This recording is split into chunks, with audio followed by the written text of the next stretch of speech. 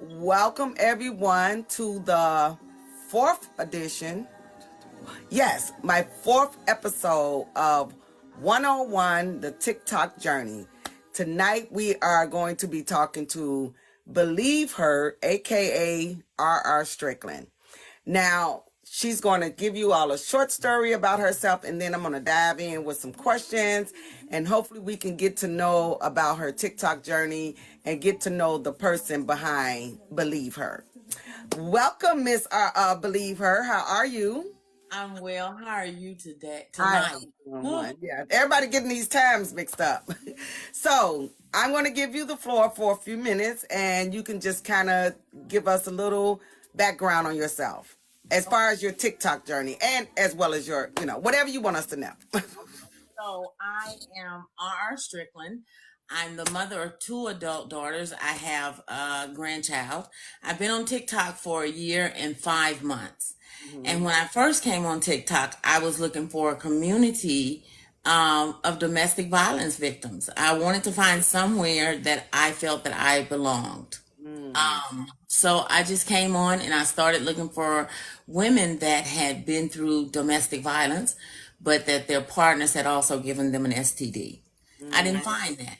I found some groups that had women that were domestic violence victims, and some groups that, okay, we have a certain STD. And when I say STD, I mean an incurable STD. Whereas now they do have stuff that you can take, shots or pills. Right. And I didn't find it. So I said, you know what? Since I ain't gonna find that, let me make it myself. There you go. There you So go.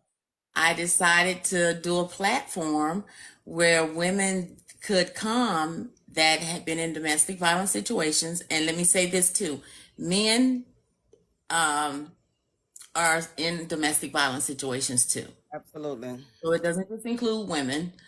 Um, but I wanted to form a platform where anyone that was in a domestic violence situation and their partners had given them an STD, incurable STD, I wanted that platform because that was me. Yeah. And it was Yeah. so it was relatable. That's what you could relate to here on TikTok. Okay.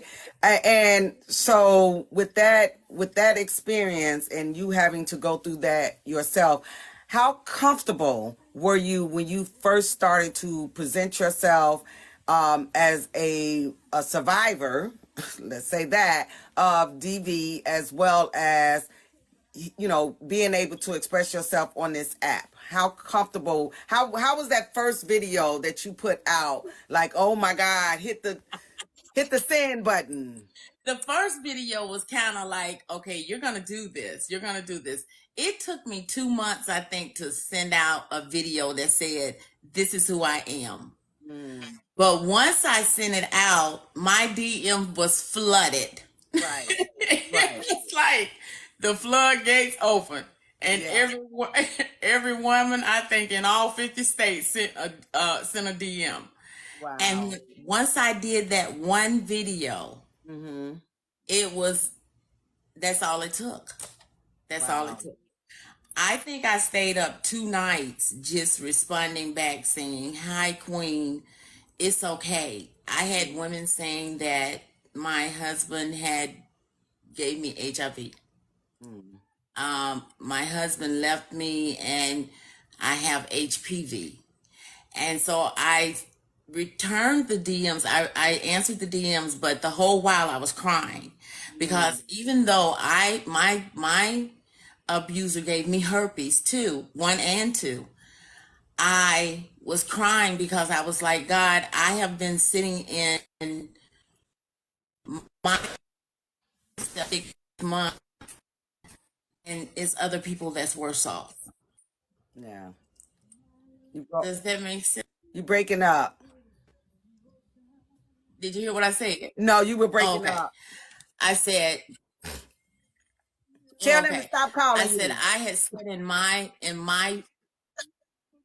nobody calling me. Can you hear me? I can hear you now.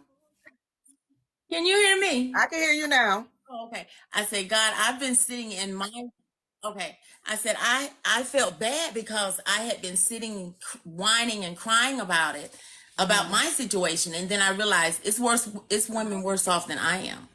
Absolutely. So I couldn't do it anymore. I couldn't feel bad for myself no more.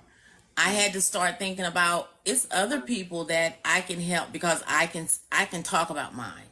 A lot Right. of people can't talk about theirs. Absolutely. So that's where I Absolutely. was. So, That's why. in doing so, you started to build your platform, and Right. people were reaching out to you. So, what are some of the things that you tell these women, or when you're talking on your platform, what do you say to that person that is just getting out of this situation, or still in this situation, or just found out that they have a STD that's uncurable? What do you say to that person here on TikTok? The ones that are uncurable, the ones that you can take medication for is HIV, herpes, um, I think syphilis, if I'm not mistaken. There's a shot for that, but you have to take it within a certain amount of time. Mhm. So I deal with the herpes, and I've had more people talk about herpes and gonorrhea, and then not herpes and gonorrhea, herpes and HIV, and then HPV, which some have turned into cancer. So now you got a whole different thing where they're dealing with the treatments and everything. So when they first find out, it's shocking. Right. And there have been a couple where I've said, you know what, call me. Because I don't want to text and talk to them. I Right. want to talk to them and I want them to hear that there's somebody on the other end saying, I'm sorry this happened to you. Right. This should not have happened to you. I want them to know, I'm sorry. Somebody has, because some of them can't even tell their families. Mhm. Yeah. How do you tell your mom or your sister or your child? Because we're talking about our age women. We're not talking about a lot of young women. We're talking about our age. I'm Right. 54 years old. How do you tell your child that you have HIV from somebody? Right. Wow. And so my first step with them is just talking with them and getting them calm enough to know that it's going to be okay. You can take medication. I haven't talked to anyone yet except for myself that can't take the medication for herpes. That's the Right. strangest thing. Right. Yeah. uh, I'm allergic to it, allergic to all three medications, the Wow. pills. But I talk with them, and then I'm like, okay, now you need to see what the doctor says about the medication. What kind of Right. medication can you take? Mm. Do you think that since you've been on TikTok that this has been a part of your healing? Oh yes, And what for does sure. that look like for you?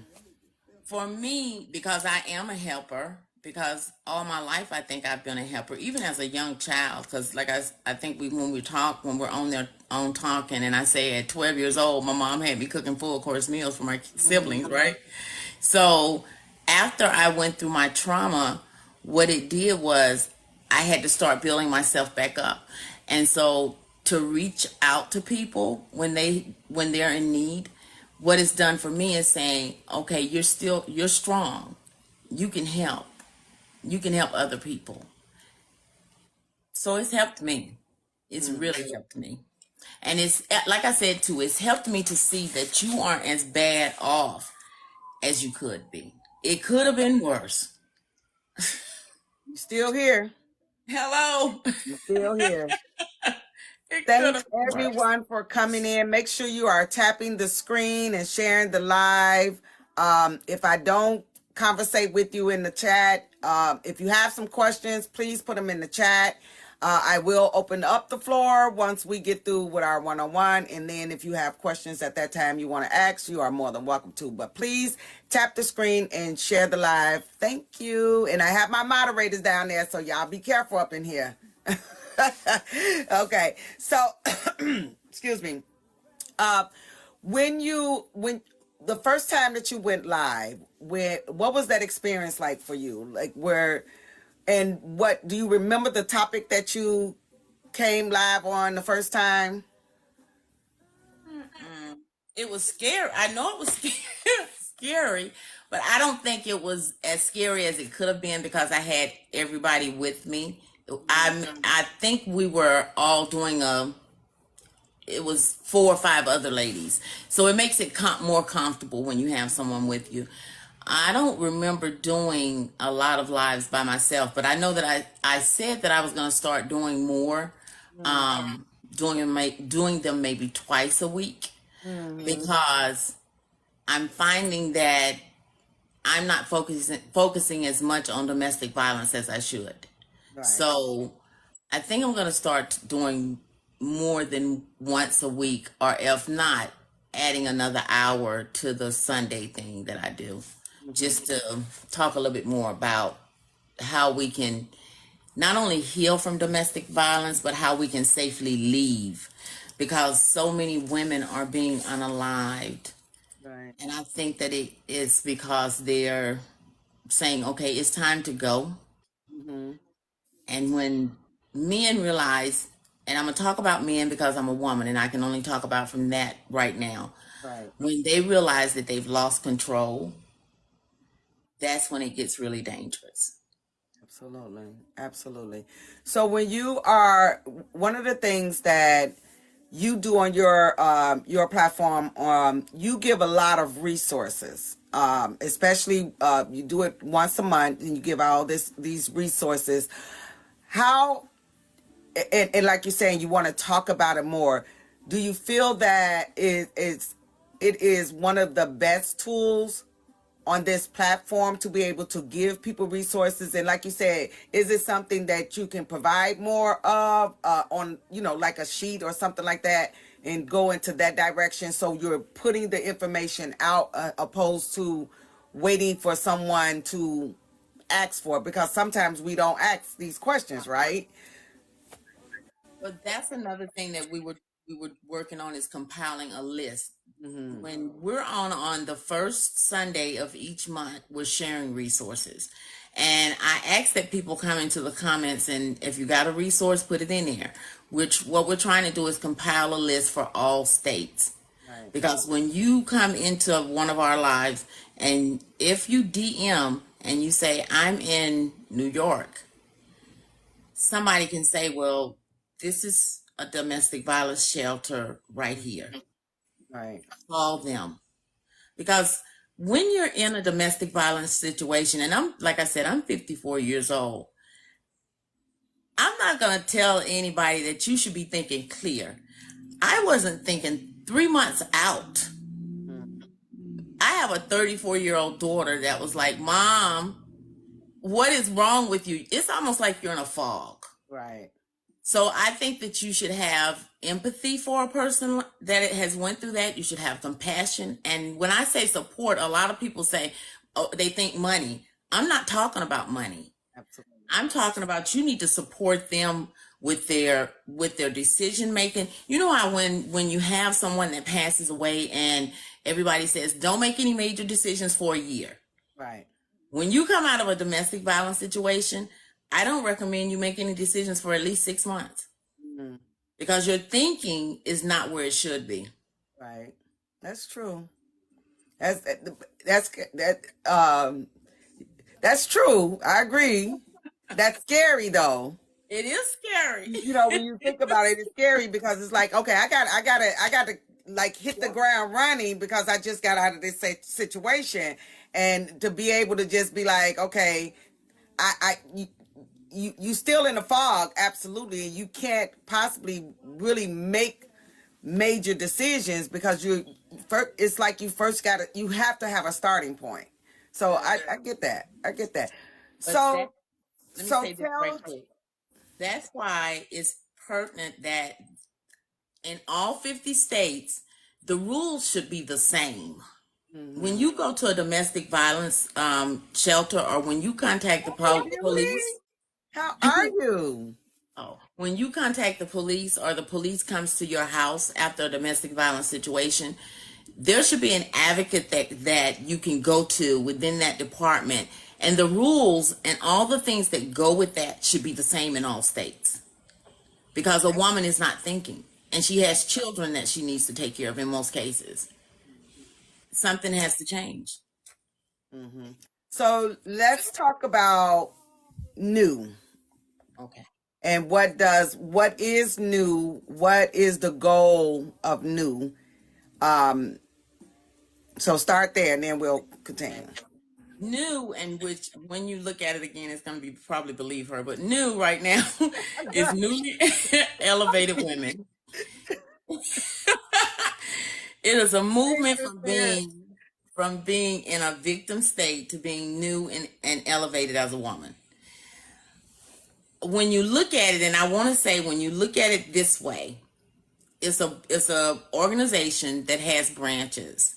And with those branches, what's going to happen is you're going to have a area that handles nothing but when a woman calls or when a woman comes into that organization, you're going to be able to tell her where those resources are. Like I said, if we're online and somebody says, I'm in Georgia or I'm in Phoenix, and their mind isn't thinking, I could call 211 and maybe find a shelter. Right. They're not thinking about that. They're in a life or flight mode. Someone can say, guess what? I just called the shelter. It's here. You can go there. If we're on the ground and someone in the Carolina says, I'm here standing on the side of the road and I have a baby with me and I need to get to a shelter, I don't know how to do that. Where are you at? Right. There's going to be a branch that says, where are you at? We have a contract or something with Uber. Someone's coming to get you. They'll take you to the shelter. It's different branches that's going to be working on. And so this is a brain, just something that I am ready for. I'm ready to do it. I know that my mind, I've already got the plan written out. I know in my mind it can work. Right. But my focus is women that have been in domestic violence situations that have been given an STD by their husbands or their partners. The reason I'm focusing on them is because when they come out of the relationships, yes, they can go and do the legal part of it, but no one pays for those tests that they have to have. Right. They have to pay for those tests. No one pays for an attorney to file a lawsuit against their abuser for giving them that. They have to pay for that. Right. So the only thing that is taken care of on the legal side could be the attorney. Now, if they go and get an advocate in most states, if they go through the police department and they go and get an advocate, it could be, through the police department, it could be a free lawyer. Mm-hmm. So that part could be taken care of. But as far as the testing, if they don't have health care, Right. and normally the abuser is going to take all of that. If they don't have any of that, then they're going to have to pay for it. Yep. Okay, that's what we're going to step in.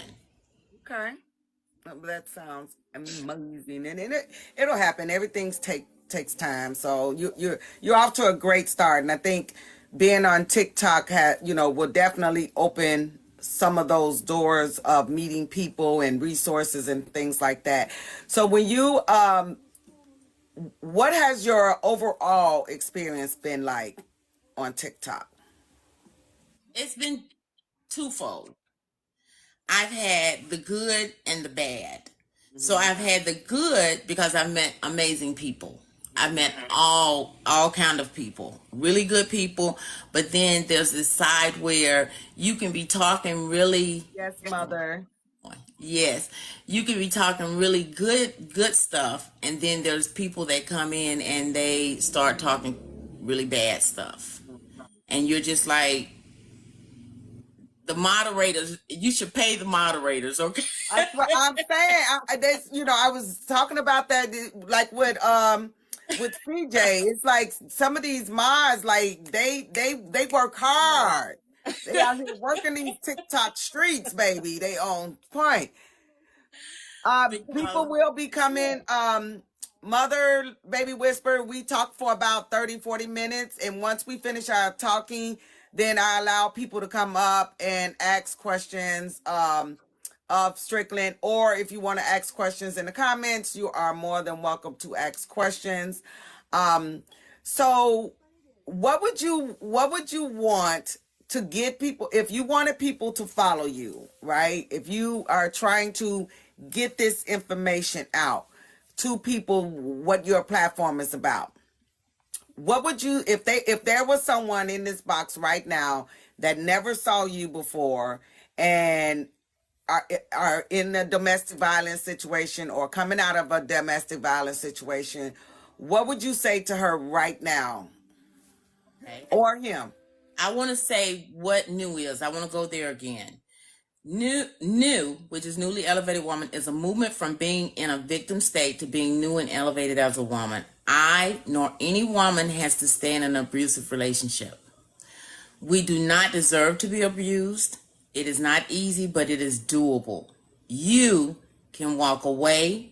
You can do the work to process what you're going through, to process leaving. You can heal, you can thrive, you can succeed, and you can elevate above what is happening to you. Right.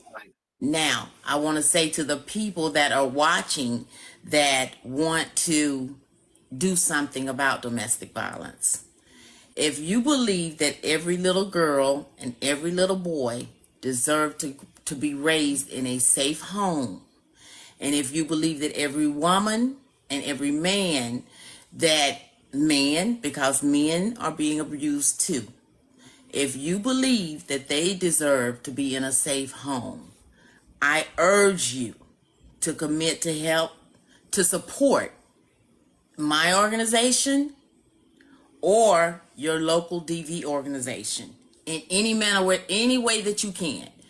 Anyway, you can donate your time or you can donate money. That's it. Simple. Okay. Okay. So let's get to the other fun part of your TikTok journey. So you go through a lot. You're in a lot of lives. I am. But Every you know time what? I I turn have different around, you lives. I is have different lives. somebody else's life. How has it? I was like, girl. So how is that experience, especially when the conversation is not centered around DV or disease, STDs? How has that experience been for you? Because I'm seeing you a lot more. So are you now exploring all of these different platforms, and what are you getting? What lessons are you learning? And just talk to me about your live hopping. Your live hopping is what I'm gonna call it. Let me tell you why. One is I'm a political person, my personal, and I try to keep my personal off of TikTok. But then when I started looking around and I'm like, okay, I like that. Okay, I like that. So my personal being, I am a political person. I don't watch television, y'all. I watch the news. When somebody starts talking about, oh, did you see this movie? Or did you see this series? Now I have my cable bill is $200 and some. I don't even watch none of that. I don't even live stream. You better get you some daggone fire stick or something. Jesus. I got Hulu, I got Disney, I got all that that stuff too, girl. You believe in sharing the share package? We got a family playing around here, honey. Everybody, you get a Hulu. You get a Hulu. You get a Hulu. $200, girl. The only reason I have it is because if I do want to watch it, if I do want to watch a documentary, because I like documentaries. So the reason that that you see me over and judge them, I like politics. I really like politics. I also like the Black experience. So anything that's dealing with Black history, Constitution, I like that. The reason you see me over in Sturps live is because I like reading. I can read everything. And I remember even as a young woman, a child, I think like when I was 12, 13 years old, I was the kid that was in the doctor's office reading magazines. Anything that I could find to read, I would pick it up and read it. That's That's how nerdish I was. And I learned my grandbaby gonna be the same way. She Mm, just picks up stuff and go to reading it. yeah. So that's why you see me in these different lives now. And then there's one other one that I've poked my head in and I'll sit there for a minute because he gets the strangest topics and throw them up there and I'm like, what? Dr. Phil. Oh yeah, I love him. And I'm he like, stops what? by every once in a while too. He is a character. I agree with the yeah. He have some yeah, he has some conversations. But I think that there is a part of this TikTok journey that you do find a piece of yourself in so many different rooms, and it kind of like keeps you balanced. Well, I would think it would, but if it keeps you balanced and you're getting the experience, because like with politics, I love politics too, but I just don't indulge in it on this platform because I ain't got that much hair, so I can't pull out my hair. So I have to kind of keep my politics. When I go into them rooms, I have to leave out quick because I just be hearing stuff and I just be like, I can't with y'all. So it's hard for me to get into the politics on TikTok. But I do think that you get a lot of information that is vital through the TikTok streets. So what would you think of and I asked this question of each person, what is the most toxic part of TikTok for you? Oh, Lord. I have to Yeah, ask. We I'm talked about the trying. good. We got to know Okay, okay. I'm what trying people, to. because it helps people know when they come into your room. I don't tolerate da da da da da. Right. I don't tolerate a lot of arguing. Let me tell you this too. Not only arguing, but I've been in some lives where people come in and they call you the ugly names. Mhm. And I just don't like that. And like sometimes in some of the lives I'll pass by. If I see y'all up in there raising sand, I'm like, oh, that's not for me. I just keep on going because I don't like that. And excuse me. And it's like you can look in there and they have like 3,000 people. How do you do that? Yeah. But everybody, they like, hey, Tia, they like it. So one of the things too, and I want to say this about Serbs Live, it's so calm and relaxing. It's like you at a spa, like, Mhm. everybody's just talking. Right. Now, like with Judges Live, she's talking about politics. And it's like, oh, I can soak that in. I'm good. I'm good. But Mhm. now when I run over to Dr. Phil sometimes, but now sometimes everybody got sense, right? And they all making their point of view. They got their perspectives. Right. But sometimes I'd be like, oh, I'm getting up out of here for I need a drink. And I don't even drink. I'm Now, done. Mm-mm. your community that you have on TikTok, the community, and I know that you have met some of your TikTok friends and sisters from this app. How important do you think that it is important? Well, I'm not gonna say do you think. How important is it for you to have that community of women and men, such as Syrup Sandwich, that how important is that to you on this journey? Do you find, let me put it like this. Do you find now that you have a community from when you first started that you are more connected? I do. It's important for me to meet people because I like to know who I'm dealing with. I like to, hey girl, when I talk to you online, because we talk on TikTok, we talk for a whole year. Mhm. Okay, we gonna meet up. We're gonna do lunch or something Right. next year. I think I've already, and my daughter's like, okay, it's like you gonna have that little car on the road all the time, huh? I might have to buy a new car, y'all. No, I'm gonna use my other new car. But anyway, I got 4 trips, already, Yeah. and I'm like, I like this because I want to. How do I say? I want to get to know people Mm. because for me it's personal. Because for 10 years, I wasn't allowed to interact with people. I wasn't allowed to enjoy people. Mm. So now it's like, oh, I'm going where the folks at. That part. That's what I'm saying. I might start in look. I might start in North Carolina and just keep going south. I'm going that Listen, way. I'm telling you, it is amazing to meet the people on from this app. And do you feel like with me, I would say for me, my TikTok journey, um, I have connected. It's like the family, that family that accepts you and don't judge you and things like that. Do you find that to be true from your perspective?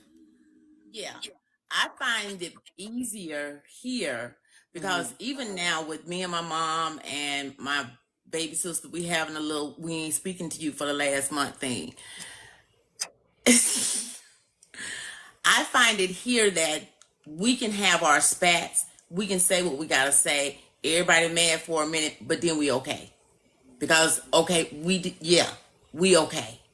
But with my mom now, because we are so connected with the mess, Mm-hmm. we don't want to deal with that.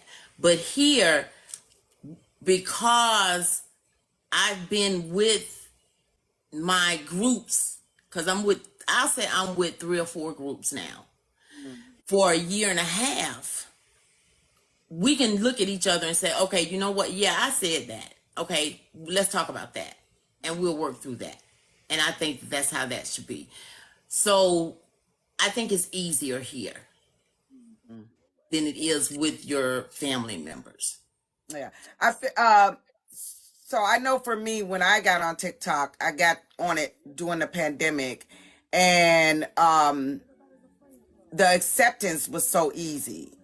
Right. It was so easy to be accepted, and you didn't have to really do much. You just show if you just show up, people will just Right. they will come. You show up, they're going to come. And I think that the community, that when you start developing these communities, it's like, yeah, we're all different parts of this branch of this tree that we sitting up here. We're like building these different foundations on TikTok. And I think it is important for people that are looking for a community of like-mindedness or fun, whatever it is that you're seeking on TikTok, that you find your community. And this is the reason that I'm doing one-on-one, so people can, I'm trying to help people find their community. Y'all get over there and follow these people. That's the whole point. And I think that us sharing these experiences and having fun at the same time kind of gives us a little clue of who the person is that we're following. And I think that's how you develop your community, your sisterhood, your brotherhoods, or whatever it is, your foodie hood, whatever your kick is, that is where you will find it at. So, any final words before we open up the flow? Nope. I think I said everything that I want to say. I just want to stress one more time.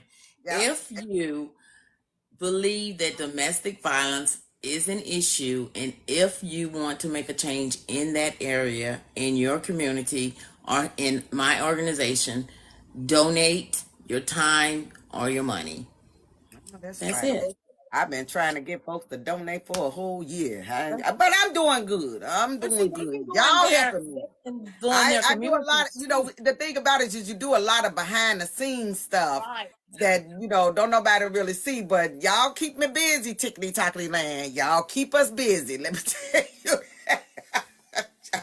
But you know what? That's another thing that I'm in the process of doing with my with a counselor, Mm, because now that we have health, when a woman calls in and she's having a really serious situation, I'm retaining a counselor because yeah. can counsel her, but I want someone else too, because it's a saying in the Bible, but it's a whole bunch of folks that need to be counseled. It's a And I lot of think they people. come on this app looking for it a lot of times, is they're looking for this counsel. And I do love the way that you introduce your platform. It's like, look, I'm here. We're here to talk. We're here to support you. We're here to help you find the resources, get the help. We are not therapists. We don't play one on TikTok. And we're just here to help you with those first baby steps that you need. Yeah, so that is important. Well, thank you, Miss Strickland. You're welcome. I I'm hope you ready. enjoyed this experience. I hope that it draws people near to you.